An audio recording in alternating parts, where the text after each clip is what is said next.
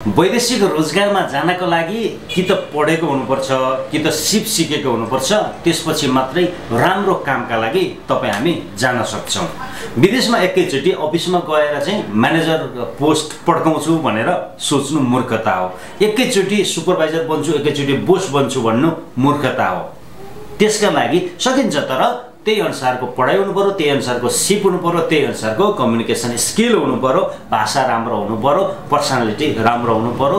त्यस्ता व्यक्तिहरूले मात्रै विदेशमा गएर राम्रो काम पाउँछन्। तर अब नपढेका र सिप नभएकाहरू के विदेश जानै नपाउने हो त? त्यस्तो होइन। उहाँहरूका लागि एउटा क्लिनिङ पोजिसन छ। क्लिनिङ पोजिसनमा धेरैभन्दा धेरै नेपाली दाजुभाइ तथा दिदीबहिनीहरू विदेशमा गएर काम गरिरहनु भएको छ। Saudi, Dubai, Qatar, Malaysia, Bahrain, Kuwait, Romania, even तपाईको क्रोएसिया कन्ट्रीतिर पनि, युरोपतिर पनि क्लिनिङ कामका लागि नेपालीहरू गइरहनु भएको अवस्था छ। केही वर्ष अगाडि एउटा भिडियो हालेको थिएँ, दुबईमा क्लिनिङ जब कस्तो हुन्छ भनेर। झन्डै 1 लाखले हेरिदिनु भएछ त्यो भिडियो। यहाँहरूलाई धेरै धेरै धन्यवाद छ। आज त्यसैको पार्ट 2 स्वरूप यो भिडियो बनाउन गइरहेको छु। आजको भिडियो अन्तर्गत रहेर म क्लिनरले के काम गर्नुपर्छ, ड्युटिजहरू के हुन्, रेस्पोन्सिबिलिटिज के हुन्, बस्ने कहाँ हो, खाने कहाँ हो, ड्युटी कहाँ पर्छ, समग्रमा क्लिनर जबको विषयमा आज म केही कुरा यहाँहरूलाई एक्सप्लेन गर्दैछु। म आफै पनि विभिन्न क्लिनिङ कम्पनीहरूमा भिजिट गरेको छु। धेरै नेपाली क्याम्पहरूमा पुगेर भलाकुसारी गरेको छु, त्यहाँको बोसहरूसँग कुराकानी गरेको छु र उहाँहरूको ड्युटीलाई नजिकैबाट निहालेको छु। त्यसकारणले यो भिडियो यहाँहरूलाई सेयर गर्न गइरहेको छु। This video is sponsored by Prawash network, Samakhusi, Kathmandu, Europass CV, cover letter, online श्रम स्वीकृति, online police report, interview preparation class, life insurance, वैदेशिक अध्ययन परामर्श, वैदेशिक रोजगार गाइड तथा अनलाइनका सबै कामहरू गरिन्छ।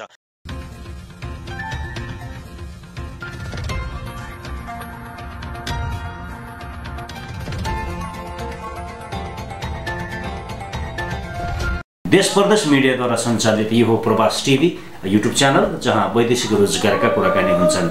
अब क्लिनिङ जब भनेको के हो, विषयवस्तुतिर जाउँ है त।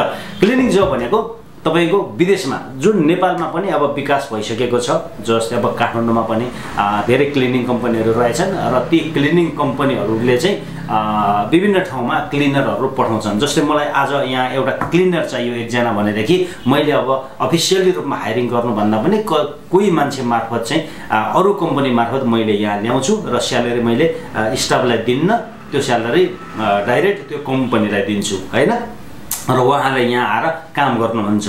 ठ्याक्कै विदेशमा पनि यही सिस्टम रहेको छ। कहीँ चाहिँ दुई प्रकारका क्लिनिङ कम्पनी पाइन्छन्, एउटा चाहिँ डाइरेक्ट, अर्को सप्लाई हैन। जस्तै मैले यहाँ तपाईहरुलाई हायरिङ गरेँ भने यो अफिसमा आएर तपाई 9 to 5 ड्युटी गर्नुभयो भने मैले डाइरेक्ट तपाई हायरिङ गरेँ भने that is a direct company, र सप्लाई भयो भने मैले चाहिँ यो मेरो क्लिनिङ कम्पनी भयो। मैले विदेशका विभिन्न होटल, रेस्टुरेन्ट, सपिङ सेन्टर, कुनै घरमा अथवा कहीँ चाहिँ मैले क्लिनरहरू सप्लाई गर्छु यहाँबाट पर्सेन्टेजमा फाइदा लिएर भने त्यसलाई चाहिँ सप्लाई कम्पनी भनिन्छ। तर 95% नेपालीहरू सप्लाई कम्पनीमा गइरहेका छन् है, क्लिनिङ कम्पनीमा। भनेपछि के बुझ्नु पर्यो भने यहाँबाट जब तपाईँ क्लिनर पोजिसनमा जानुहुन्छ, दुईटा कुरा बुझ्नुहोस्, डाइरेक्ट हो या सप्लाई हो।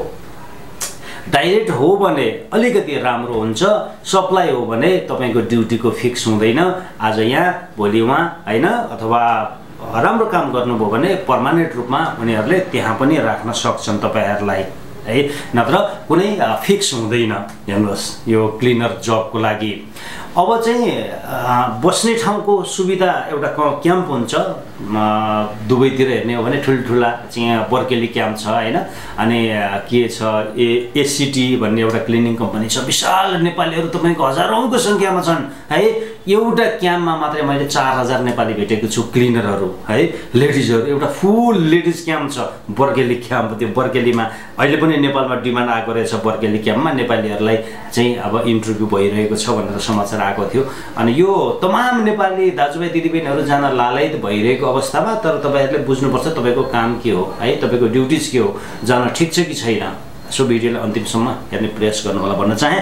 त्यसरी चाहिँ अब बस्ने ठाउँ हुन्छ एक ठाउँमा, त्यहाँ गएर तपाईहरु बस्ने हो र बिहान गाडीले तपाईलाई काम गर्ने ठाउँसम्म लान्छ है दिनभरि काम गर्नुहुन्छ फेरि बेलुका गाडी लिन जान्छ र गाडीले तपाईहरुलाई ल्याउँछ है अनि क्याम्प हुन्छ खाना खाने चाहिँ सुविधा कुनै कम्पनीले मेस दिएको हुन्छ एउटा ठुलो हल हुन्छ त्यहाँ हलमा चाहिँ तपाईको लाइन बसेर खाना खानुपर्ने सिस्टम हुन्छ र कतिपय अवस्थामा खाना तपाई आफैले बनाएर खान सक्ने र फुड अलाउन्स भनेर दिएको पनि अवस्था छ है अब गर्ने काम चाहिँ के हो त भन्दाखेरि सबैभन्दा पहिला तपाईहरुले चाहिँ सरसफाईको काम हो हैन र नेपालमा हाम्रो घरमा गर्ने सरसफाई र विदेशमा गर्ने सरसफाईमा अलिकति फरक हुन्छ क्लिनिङ मटेरियलहरु फरक छ हैन डिटोलहरु सेनिटाइजिङ गर्ने देखि लिएर सबै कुराहरु तपाईलाई नलेज हुनुपर्छ सफाई भन्नाले यो यताउता गरेर त्यो टालोले पुस्ने होइन है त्यहाँको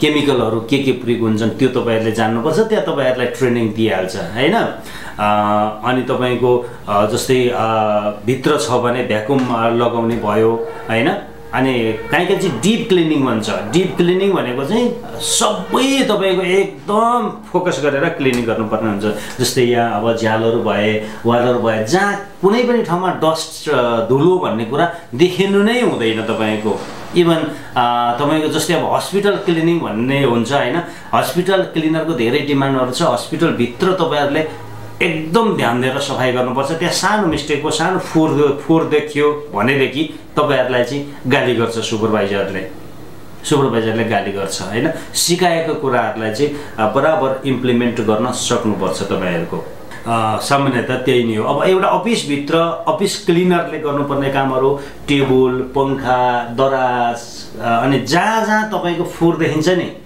त्यहाँ चाहिँ तपाईको नजर जानुपर्छ क्या त्यहाँ चाहिँ तपाईको आँखा टक्क ओ यहाँ फोर रहेछ भनेर चाहिँ बुझ्नु पर्यो जस्तै यो फेम छ मेरो हैन अब यहाँ चाहिँ तपाईको मैले अब यो सफा नगरेर धेरै हो नि त हैन त्यो सिसामा हैन हो अब त्यो देखिनु हुँदैन त्यस्तो फोर त्यो पनि तपाईको एकदम डेडिकेट भएर चाहिँ डेली बेसिसमा जहाँ फोर छ त्यहाँ आँखा तपाईको पुग्या हुनु पर्यो क्या हस्पिटलहरुमा चाहिँ त्यो जुन फ्लोरहरु क्लिनिङ गर्ने बेलामा त्यहाँ फोर हुनु हुँदैन केही कागजको टुक्राहरु त्यहाँ खसेको हुनु हुँदैन त्यो तपाईको ड्युटीज हो that's your responsibility you have to pick up that item भन्छ के उनीहरुले कुरो बुझ्नुभयो हैन एउटा कागजको टुक्रो एउटा सानो केही फोरहरु छ भने पनि त्यो सफा गर्ने तपाईको जिम्मेवारी हुन्छ अनि बाथरुम त्यसैगरी मेन्टेन गर्नुपर्ने हुन्छ बाथरुम भित्र पनि धेरै कुराहरु हुन्छन् त्यो सबै कुराहरु जस्तै टिस्यु राख्ने ठाउँदेखि लिएर त्यो कम्बोर्ड देखि लिएर हैन अनि त्यो त्यहाँ भएको मिरर देखि लिएर सबै कुराहरु तपाईहरुले ध्यान दिएर सफा गर्नुपर्छ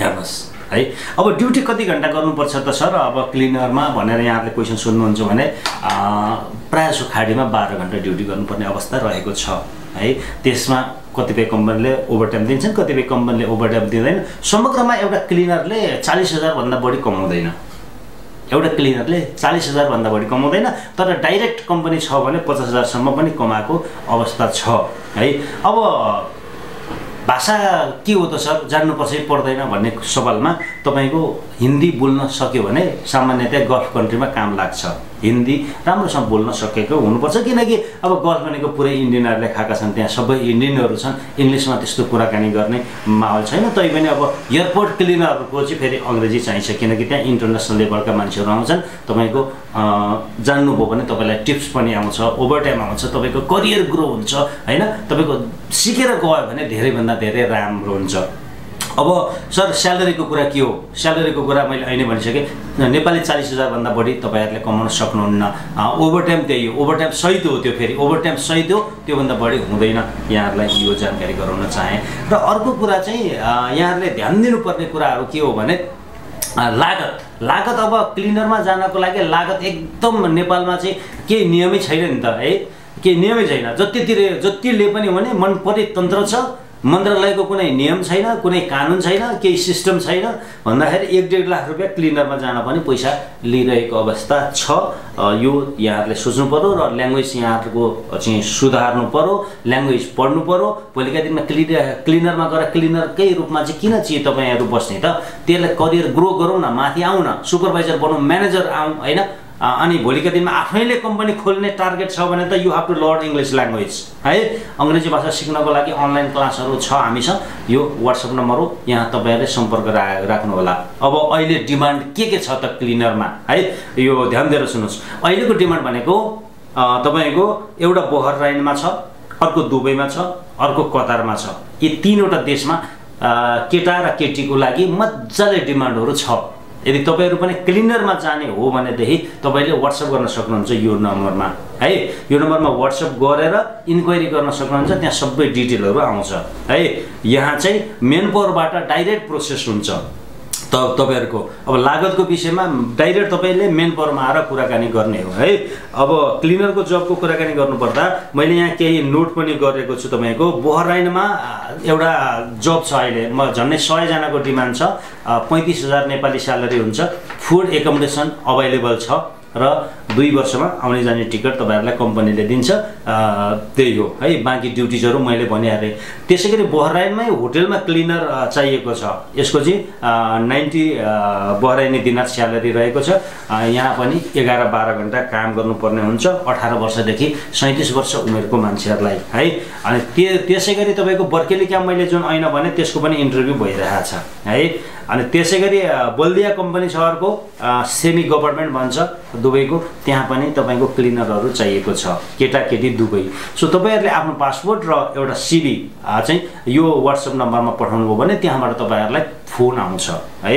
र क्लिनरको कामहरू यिनै हुन्। अब Saudi, Qatar, Dubai, Malaysia, Bahrain होइन, सबैतिर गल्फतिर क्लिनरको लागि डिमान्डहरू छरपष्ट छन्। धेरैभन्दा धेरै मान्छे चाहिएको छ। कमाइ एकदमै थोरै हुन्छ, त्यो कमाइमा रमाउन सकिन्छ, काम गर्न सकिन्छ। 2 वर्षसम्म मजाले त्यहाँ चाहिँ काम गर्न सकिन्छ। कुनै समस्याहरू यहाँहरूले चाहिँ अब ल्याउनुहुन्न भनेदेखि प्लिज तपाईँले प्रोसेस गर्न सक्नुहुन्छ क्लिनर जबको लागि साउदी, कतार, दुबई, मलेसिया है।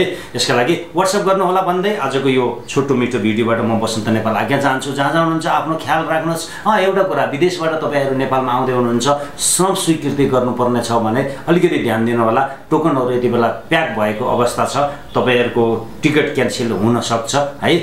र समयमै श्रम गर्नका लागि हार्दिक अनुरोध गर्दछु। र श्रम स्वीकृति सेवाका लागि यो नम्बर छ। प्रवास नेटवर्क कम्पनी छ सामाकोसीमा, यसले तपाईँहरूको श्रम गरिदिन्छ। यो अनलाइन हो पुरै, तपाईँहरू अफिस आइरहनु पर्दैन। इभन विदेशमा हुनुहुन्छ भने पनि तपाईँहरूले रिन्यू गर्न सक्नुहुन्छ भन्दै यो भिडियोबाट म बसन्त नेपाल आज्ञा चाहन्छु। नमस्ते, see you next episode, bye by.